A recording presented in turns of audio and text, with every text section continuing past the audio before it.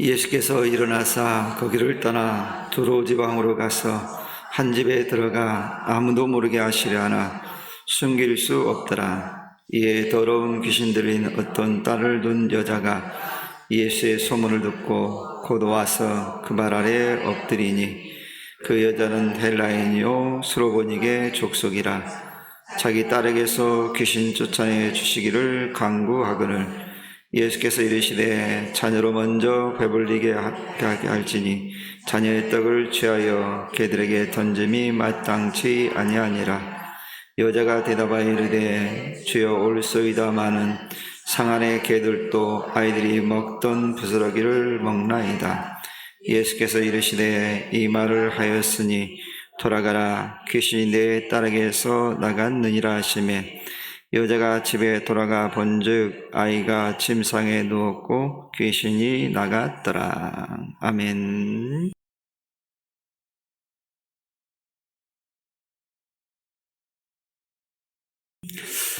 오늘 이 말씀을 가지고 들려지는 귀라고 하는 말씀의 제목으로 함께 말씀을 나누려고 합니다. 예수님께서 가버나움이라는 곳에서 말씀을 전하시다가 그 북쪽 두로 지역으로 자리를 옮기십니다. 예수님은 그곳에 가셔서 어떤 집에 머물면서 조용히 이제 지내려고 하셨지만 주님의 그 쉼에 대해서 많은 사람들이 허락지 않고 있다고 하는 것을 알 수 있습니다. 주님께서 한 집에 머물면서 아무도 모르게 있으려고 하셨다고 하는 것은 그 말 속에는 주님이 좀 쉬고 싶다라고 하는 그런 주님의 생각을 우리가 읽어낼 수 있습니다. 주님의 쉬심은 그냥 무작정 쉬시는 것이 아니라 다음 사역을 위해서 준비하고 싶어 하시는 그런 모습인다고 하는 것을 알 수 있습니다. 그러나 이미 예수님께서 둘에 오셨다는 소문이 파다하게 퍼졌기 때문에 그들을 피하는 방법은 거의 불가능했을 겁니다. 이것을 보면서 진리는 아무리 숨기려 해도 드러날 수밖에 없다는 사실을 알게 됩니다. 또 예수님 자체가 숨기려 해도 숨겨지는 존재가 아니라는 것을 오늘 본문을 통해서도 우리가 이제 깨닫게 되어집니다. 예수님은 숨을래야 숨을 수 없는, 숨겨질래야 숨겨질 수 없는 그런 존재라는 것을 오늘 본문이 예수님에 대해서 우리에게 말씀해 줍니다. 이처럼 마가는 예수님께서 사람들에게 드러나기를 원치 않았음에도 불구하고 많은 사람들이 이제 예수님께로 몰려온 사실을 적극적으로 마가가 부각을 시키고 있습니다. 마가의 이런 표현은 예수님은 본인의 의도적 노력으로 하나님의 아들로 나타나게 된 것이 아니라 오히려 자기 자신을 숨기려 해도 어쩔 수 없이 드러날 수밖에 없는 하나님께 보내신 진정한 하나님 아들 되심에 대해서 드러내기 위해서 마가가 이와 같이 이제 마가가 예수님에 대해서 말해주고 있는 것을 보게 되어집니다. 이처럼 주님께서 어디를 가든지 많은 사람들이 예수님을 찾았다는 것을 우리는 알게 됩니다. 예수님이 피할 곳이 전혀 없습니다. 주님이 어느 곳에 가든지 어느 지역에 있든지 주님이 등장하면 그곳에는 수많은 사람들이 몰려들었다고 하는 사실입니다. 그리고 사람들은 자신들의 갈급한 문제들을 가지고 주님께 나왔다는 것을 성경의 기록을 통해서 우리는 발견할 수 있습니다. 예수님께서는 이처럼 자신을 찾는 일에 대해서 결코 거부하거나 내치신 적이 없습니다. 자신이 피곤하고 힘든 상황이라 할지라도 그 영혼에 대해서 관심을 기울였다는 얘기입니다. 이런 주님의 모습을 보면서 교회가 한 영혼을 대하는 데 있어서 어떻게 대해야 될 것인가에 대해서 분명하게 우리에게 예수님을 통해서 우리에게 보여주고 있습니다. 그리고 주님의 비유를 통해서 알 수 있듯이 잃어버린 잃어버린 한 마리 양이라든가 드라크라라든가 이런 비유를 통해서 주님께서 얼마나 한 영혼에 대해서 깊은 애정이 있는가 하는 것을 우리는 알 수 있습니다. 그 사람이 가난한 사람이든 병든 사람이든 부자든 어린아이든 상관하지 않고 또 노인은 장애를 가졌던 주님은 상관하지 않고 그 모든 영혼들에 대해서 주님은 관심을 가지셨음을 성경의 기록을 통해서 우리는 알 수 있습니다. 사람들은 멸시하고 멀리하고 관계 맺기를 거부하는 사람이라 할지라도 주님은 다가가셔서 그들과 함께 먹고 마시고 그들의 문제를 주님께서 해결해 주었습니다. 그러니 주님에게 있어서 사람들의 신분은 문제가 되지 않았습니다. 그가 바리새인이 됐든 또 제사장이 됐든 이제 많은 사람들에게 지탄을 받는 사람이라 할지라도 주님께서는 다가가셔서 그들과 함께 해 주었습니다. 그게 문제가 되지 않았다는 얘기예요. 이처럼 주님은 그가 누가 되었든지 간에 그도 구원받아야 될 한 영혼이라는 사실에 집중했다는 얘기입니다. 오늘 본문도 그와 같은 사실을 우리에게 잘 보여주고 있습니다. 오늘 예수님의 소문을 듣고 첫 번째로 주님을 찾아온 사람이 있었습니다. 그는 성경에 소개하고 있는 것처럼 수로보니게 여인이라 이렇게 소개를 합니다. 그리고 이 여인에 대한 정보에 대해서 이렇게 설명합니다. 헬라인이었다라고 소개합니다. 성경에서 헬라인이라고 말할 때는 이방인을 대표적으로 지칭하는 경우가 참 많습니다. 그러니까 상징적으로 이제 표현하는 경우가 많습니다. 이 사실을 언급했다는 것은 당시 유대인들이 이방인에 대해서 어떤 생각을 하고 있는가 하는 것을 잘 보여주는 그런 말씀이라고 볼 수 있습니다.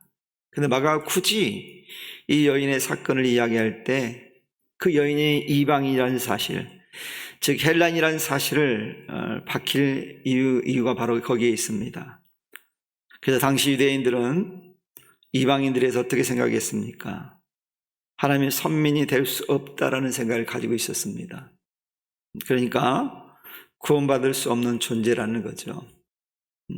그런 생각을 너무 잘 알고 있었던 마가였기 때문에 그들의 생각이 잘못되었다는 것을 간접적으로 말하라고 하는 의도를 가지고 이 여인에 대한 정보를 이와 같이 소개하고 있습니다. 헬라인이었고 여인이었다라고 하는 사실을 이제 밝히고 있습니다.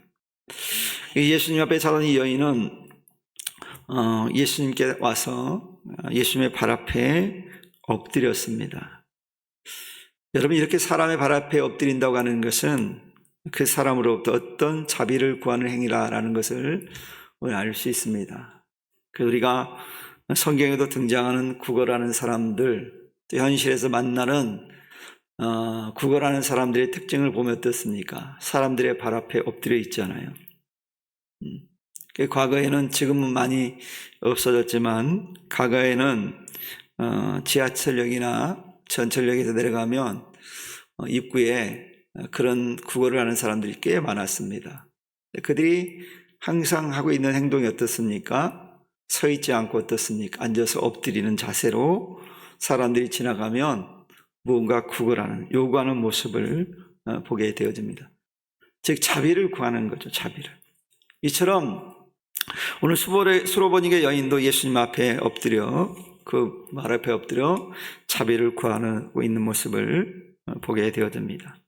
그러니 이 여인은 예수님께서 자신에게 자비를 베풀어 주실 것을 간절히 요구하고 있는 거예요.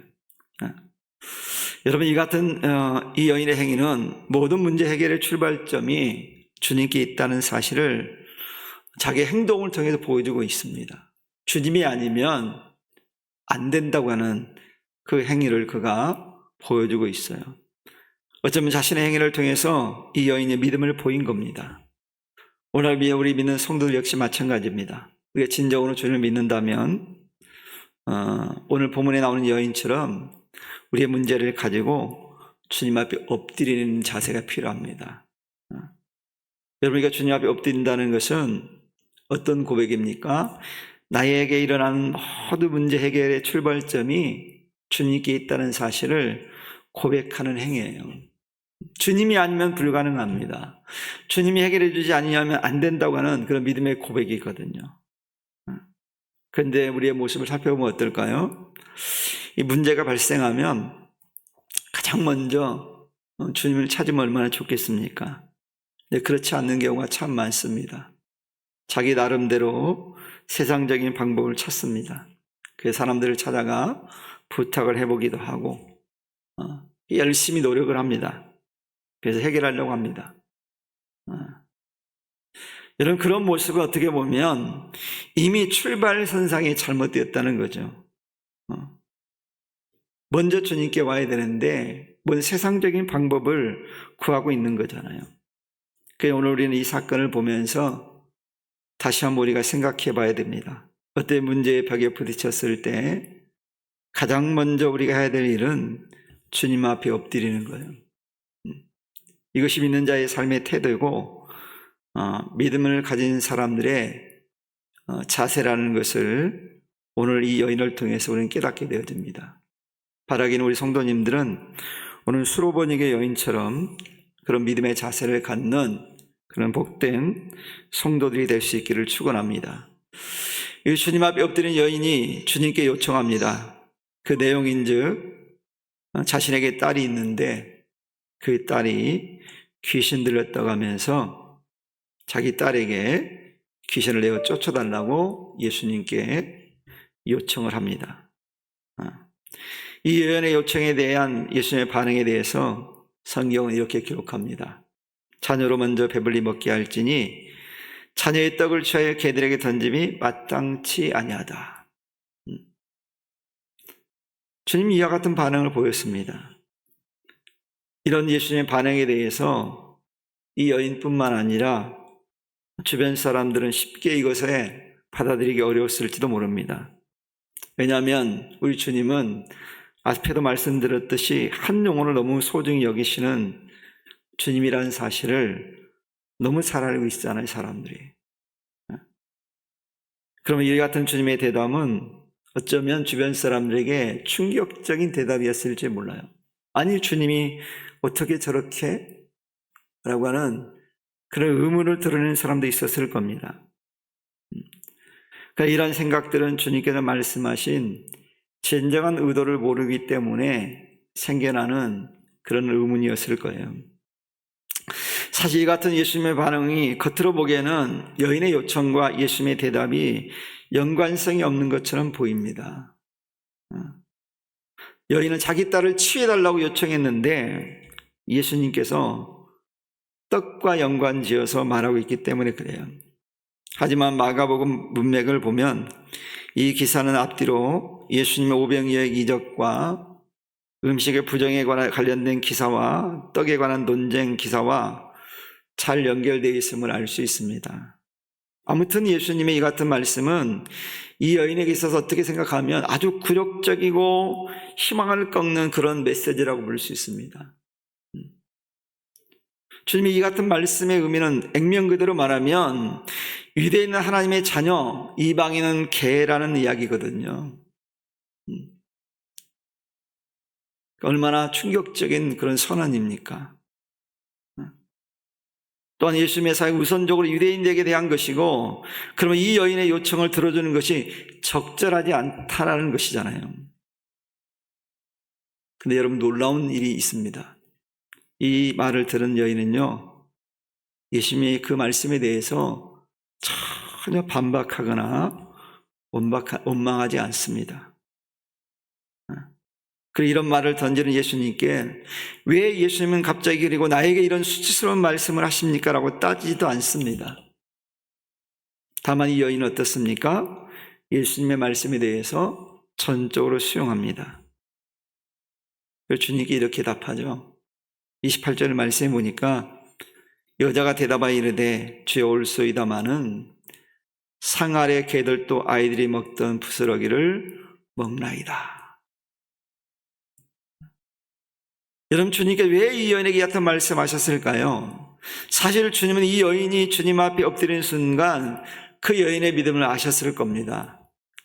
그 여인이 요구하는 것이 무엇인지도 아실 겁니다. 아마도 주님은 이런 의도를 가지신 것 같아요. 이 여인의 믿음을 그곳에 있는 사람들에게, 그리고 주님을 반대하는 유대인들에게 이 여인의 믿음을 통해서 믿음이 어떤 것인지, 참된 믿음이 무엇인지를 보여주고, 믿음이 있는 사람들의 그 믿음을 강화시켜주기 위해서 이 여인의 믿음을 사용하신 거라고 볼 수 있어요.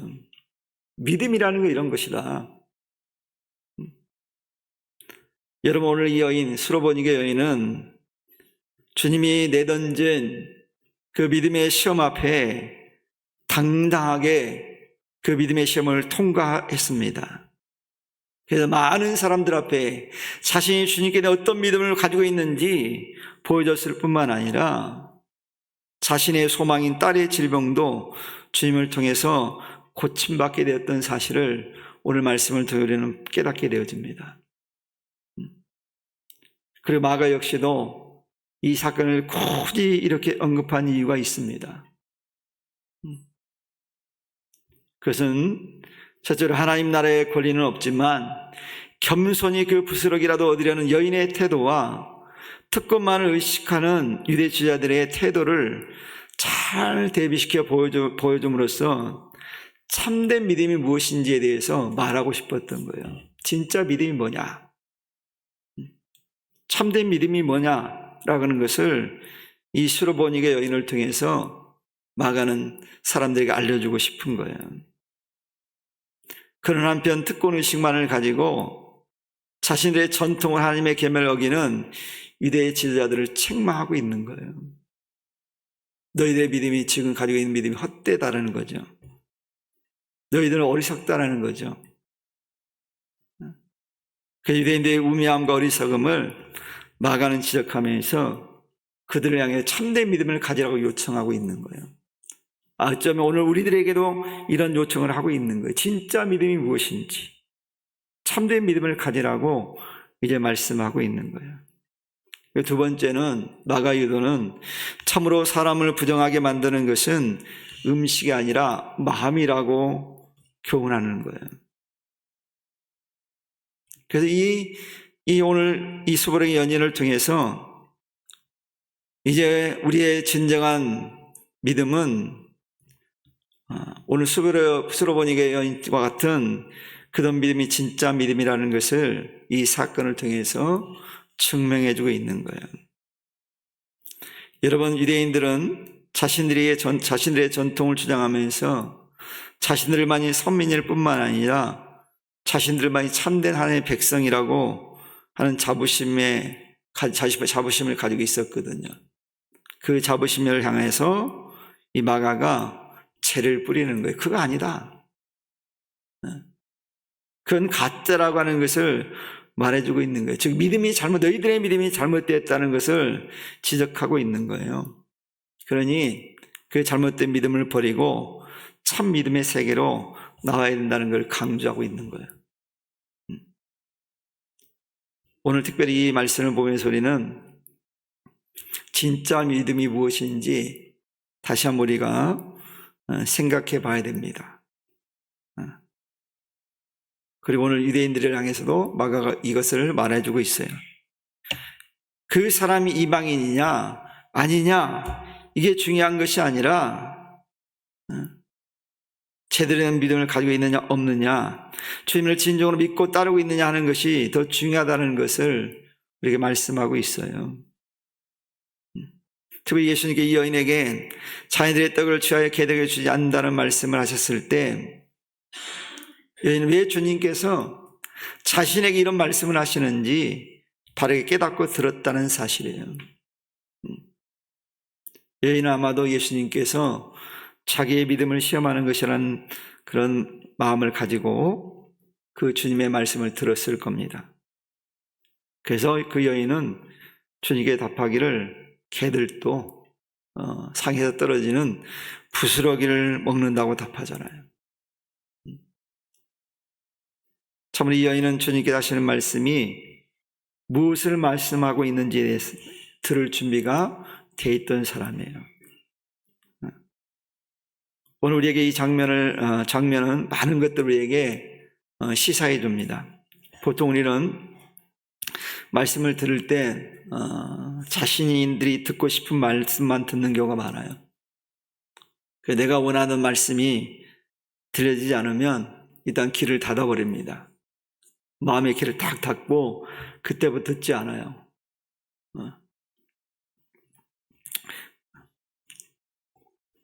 그래서 말씀을 듣다가도 자신에게 유익되고 자신의 마음에 딱 맞는 이 말씀이 들려지면 잘 듣지만 자기하고 좀 맞지 않는 말씀이라 생각되어지면 즉 상처가 되어진다고 생각되면 탁 닫아버립니다. 그리고 시험에 들기도 하고 상처를 받는 경우들이 있어요. 여러분, 오늘 본문에 등장하는 이 수로보니게 여인이 주님께서 말씀하신 참된 의도를 알지 못했다면 이 여인 역시 주님 말씀을 듣고 이런 반응을 하기보다는 시험에 들어 집에 돌아가 이웃들에게 주님에 대한 요구를 했을 가능성이 큽니다. 그럴 거 아닙니까? 예수님은 말로는 그렇게 하는데 다르더라. 진짜 영혼을 사랑하지 않더라. 내가 이방인이란 여인이라는 것 때문에 내게 관심도 갖지 않더라. 막 비난을 했을 겁니다. 예수님은 입으로는 그럴싸하게 천국을, 하나님 나라를 말하지만 삶은 그렇지 않더라 라고 비난을 했을지 몰라요. 하지만 이 여인은 어땠습니까?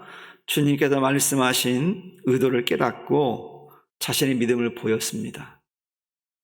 이런 믿음이 있었기 때문에 그 여인을 통해 믿음의 역사가 일어난 거예요. 여러분, 여인의 믿음의 고백을 들으신 예수님께서 주님께 이렇게 이 여인에게 말씀합니다. 돌아가라. 귀신이 내 딸에게서 나갔느니라.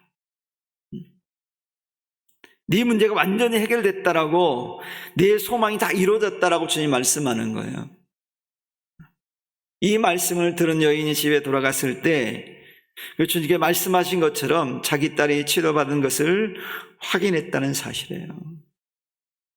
참으로 하나님의 은혜가 어떤 것인지, 믿음의 역사는 어떻게 나타날 수 있는 것인지를 이 장면이 잘 보여주고 있습니다. 오늘 우리는 본문에 등장하는 이 수로보니게 여인을 통해서 그녀의 겸손하고 주님에 대한 끈질긴 믿음, 절대적인 믿음을 우리는 살펴볼 수 있습니다. 이 여인이 이 같은 믿음을 보일 수 있었던 결정적인 이유가 뭐겠습니까?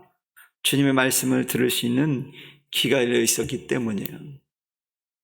말씀을 들을 수 있는 귀가 열려 있을 때 그 말씀이 제대로 들려진 거예요. 그런데 만약 이제 믿음을 갖지 않았다고 한다면, 주님에 대한 절대적인 믿음을 가지 않았다 한다면 이 여인의 인생은 달라졌을 겁니다. 근데 여인은 들었어요. 주님 무엇을 말씀하시는지. 이게 중요한 거예요. 그러니 사랑하는 성도 여러분, 우리도 주님의 말씀에 대한 길을 열어놓는 그런 성도가 되기를 바랍니다. 주님께 말씀하실 때 왜 주님께 나에게 이런 말씀을 하시는지 묵상해야 돼요. 상처를 입거나 시험에 드는 것이 아니라 왜 주님께서 나에게 이런 일들을 행하시는지, 왜 이런 말씀을 하시는지 그 뜻을 발견할 수 있어야 된다는 얘기입니다. 이런 하나님의 진정한 뜻을 발견할 수 있는 성도가 될 수 있기를 축원합니다. 들어야 돼요.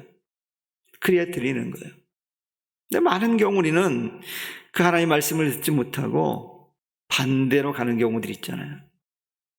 오늘 우리가 이 수로보니게 여인과 같은 그 믿음의 자세를 가질 때 하나님 반드시 우리를 축복하실 거예요. 오늘 특히 이 자리에 있는 우리 성도님들은 오늘 수로보니게 여인이 경험한 그 은혜, 수로보니게 여인이 고백한 그 믿음의 고백, 그 수로보니게 연인이 하나님 주님의 은혜를 맛본 것처럼 이런 은혜를 풍성하게 받고 누릴 수 있는 그 은혜가 있기를 주님의 이름을 간절히 축원합니다. 기도합니다. 하나님 아버지 감사합니다. 오늘 특별히 저희들 불러주시고 이렇게 하나님 앞에 나와 이제 말씀 듣고 예배할 수 있도록 인도하시니 감사합니다. 하나님 특별히 바라옵기는 이제 아버지 겨울철이 시작되었습니다. 하나님 아버지 이 추운 겨울날들을 우리가 믿음으로 더욱더 이제 훈훈해질 수 있는 믿음이 훈훈해질 수 있는 그런 삶이 되게 하시고 너의 믿음이 더욱더 성장할 수 있는 아름다운 시간들이 되어지도록 도와주옵소서. 특히 그래서 우리가 하나님 앞에 온전한 삶을 드리게 하시고 주님이 원하시는 삶을 살아가는 복된 은혜가 있도록 아버지 축복하여 주옵소서. 오늘 본문에 등장한 수로보니게 여인처럼 주님의 말씀에 대해서 들을 수 있는 귀를 열고 말씀을 들을 수 있는 은혜가 있도록 도와주옵소서. 더욱더 믿음의 세계로 나아가게 하시고 더 믿음 안에 거하게 하시고 하나님 앞에 온전한 삶을 드림을 통해서 우리 인생이 복된 인생이 되게 하시고 하나님을 영화롭게 할 수 있는 아름다운 인생이 되어지도록 아버지 축복하여 주옵소서. 오늘 또 이 시간 저희들 함께 기도할 때 중보할 때 하늘의 신령한 은혜가 우리 가운데 충만하게 말 수 있도록 아버지 하나님 도와주옵소서. 감사 영광과 찬송을 올려드리며 거룩하신 예수님의 이름으로 기도했습니다. 아멘.